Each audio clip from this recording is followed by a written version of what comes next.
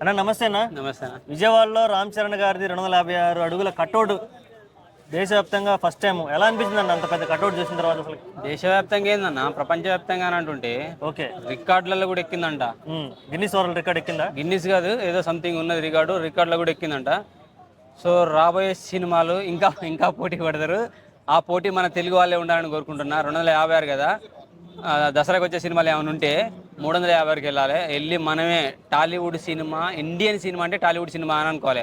ఎందుకంటే బాలీవుడ్ పని అయిపోయింది. సంక్రాంతికి కానీ 2025లో కానీ పేరు చెప్పుకోవటానికి ఇంకా వేరే సినిమాలు ఏమీ లేవు బాలీవుడ్ సైడ్ నుంచి. మనయే ఉన్నాయి, సంక్రాంతికి ఉన్నాయి, దసరాకు కూడా ఉన్నాయి. సో ఖచ్చితంగా తెలుగు ఆల్రెడీ దేశవాసులు ఎందుకు తెలుగు లెస్స అన్నారు. ఇప్పటికే ప్రపంచవ్యాప్తంగా వెళ్ళిపోయింది అది. ఫ్యూచర్లో హాలీవుడ్ బోర్డు పక్కన మన బోర్డే ఉంటుంది. బాలీవుడ్ అనే బోర్డు వినపడదు, కనపడదు. ఇండియన్ సినిమా అంటే టాలీవుడ్ బోర్డు వినపడుతుంది. ఇక కట్అవుట్ గురించి అయితే చెప్పాల్సిన అవసరం లేదు. Mega family, mega Allu divide అంటున్నారు. మెగా అల్లు కాదు, మెగాళ్ళు, మగాళ్ళు, మొగాళ్ళు. ఇండస్ట్రీలో టాలీవుడ్లో మొగాళ్ళు మెగా ఫ్యామిలీ మాత్రమే. అందరు కలిసే ఉన్నారు, విడగొట్టొద్దని కోరుకుంటున్నాను. నా గేమ్ చేంజర్ సినిమా విషయానికి వస్తే తెలంగాణలో ఎటు బెనిఫిట్ షోలు, ప్రీమియర్ షోలు, టికెట్ హైక్లు లేవని చెప్తున్నారు. మరి ఆంధ్రాలో ఉంటాయా లేదా ఇంకా కన్ఫ్యూజను. కలెక్షన్ల పరంగా ఏమన్నా బాగా బ్యాక్ డ్రాప్ అయ్యే అవకాశం ఉందంట? బ్యాక్ డ్రాప్ ఏమి కాదు, బెనిఫిట్ షోలు పడతాయి. దిల్ రాజు గారు ఒక మాట అన్నారు, ఒక విలేకరు అడిగిన ప్రశ్నకు సమాధానంగా. అది చాలా చిన్న విషయం, దాని గురించి ఎందుకు ఆలోచిస్తున్నారు? టాలీవుడ్ ఇండస్ట్రీని వరల్డ్ వైడ్ ఎంటర్టైన్మెంట్గా అతిపెద్ద చేయబోతున్నామని చెప్పేసి దానివల్ల ఈ బెనిఫిట్ షోల గురించి మాట్లాడుతున్నారు ఎందుకు అన్నాడు. సో అక్కడే అర్థం చేసుకోండి, బెనిఫిట్ షోలు పడతాయి, టికెట్ రేట్లు హైక్ అవుతాయి. మళ్ళీ ఈ దంగల్ కానీ, బాహుబలి కానీ, ఈ దాటిపోయి ఏమన్నా పుష్ప కూడా రికార్డులు బ్రేక్ చేస్తే, పొంగల్కి దంగల్ రికార్డులను బ్రేక్ చేసేది గేమ్ చేంజర్ మాత్రమే. కంగారు పడాల్సిన అవసరం లేదు, బాధపడదు ఫ్యాన్స్. బెనిఫిట్ షోలు ఉంటాయి, టికెట్ రేట్లు కూడా పెడతాయి. కాకపోతే రేట్ల విషయంలో కొంచెం జాగ్రత్తగా ఉండండి, ముందే రెడీ చేసి పెట్టుకోండి, ప్రిపేర్ చేసి పెట్టుకోండి. ఇప్పుడు శంకర్ గారి డైరెక్షన్ విషయానికి వస్తే కొంచెం గత 2 సినిమాలు తీసుకుంటే అటు ఇటుగా ఉన్నాయి. అంటే యావరేజ్ అటర్ ఫ్లాప్ అవ్వలేదు, కానీ డిజాస్టర్ అవ్వలేదు, యావరేజ్గా ఉన్నాయి. ఇప్పుడు ఆ సినిమా ఎఫెక్ట్ ఇటు మీద ఈ గేమ్ చేంజర్ ఎలా పడింది అవకాశం ఉందంట? నాకు శంకర్ మీద అసలు నమ్మకం లేదు. నేను నమ్మకం పెట్టుకుంది ఓన్లీ దిల్ రాజు మీద. Ram Charan acting already RRR చూసినాం, ప్రపంచవ్యాప్తంగా ఎక్కడికి వెళ్ళిపోయింది. ఒక సినిమా, ఆ సినిమాకి సంబంధించి ఒక పాటకు సంబంధించి ఒక అవార్డు కూడా తెచ్చేసుకున్నారు.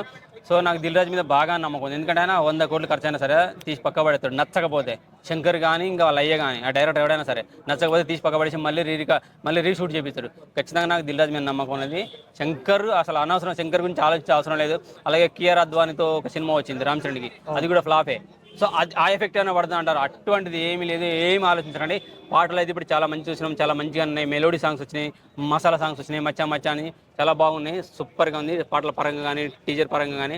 అలాగే రామ్ చరణ్ 2 లుక్కుల్లో రాబోతున్నాడు. ఒక లుక్ పేరు ఏదో బయటకు వచ్చింది, రామ్ నందన్ అంటే ఏదో. సో యువతను ఆకర్షిస్తున్నాడు, పొలిటికల్గా కూడా మంచి దెబ్బ కొట్టబోతున్నాడు. ఈసారి సంక్రాంతి అతిపెద్ద సంక్రాంతి కాబోతుంది 3 సినిమాలతో. ఎందుకంటే 3 వస్తున్నారు, 3 మొనగాలు. 3 సినిమాలు కాదు, 3 మొనగాలు వస్తున్నారు.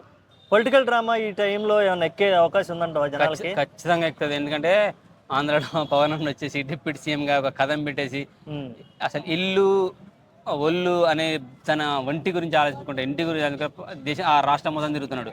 మనం ఫీల్ అవుతున్నాం, అయ్యో అభిమానులు మర్చిపోతుండే, సినిమాలు ఇవ్వట్లేడు అని. అరే మనం అభిమానులు మాత్రమే, కానీ ఆడ ప్రేమను టచ్ చేస్తాడు. ఇంటింటికి తిరిగి పేద వాళ్ళని టచ్ చేస్తున్నాడు, వాళ్ళ ప్రేమను టచ్ చేసి వాళ్ళ గుండెలకు దగ్గరగా వెళ్తున్నాడు. సో మనం ఒక్క 4 రోజులు ఓపిక పడితే ఓజీ వస్తుంది, హరిహర వీరమల్లు వస్తుంది. దానికి సంబంధించిన పొలిటికల్ సంబంధించిన కొన్ని సన్నివేశాలు ఉండే అవకాశం ఉంటుంది. ఖచ్చితంగా పొలిటికల్గా చాలా హైప్లో ఉంటుంది, మంచి మంచి డైలాగులు పడే అవకాశం ఉంటుంది. తండ్రి క్యారెక్టర్ ఉన్నది కదా, ఆ బాబాయ్ క్యారెక్టర్ నుంచి ఏమైనా ఎలిమెంట్స్ కూడా ఇలా ఉండొచ్చు. ఒక రచ్చగా పోతుంది సంక్రాంతి ఖచ్చితంగా.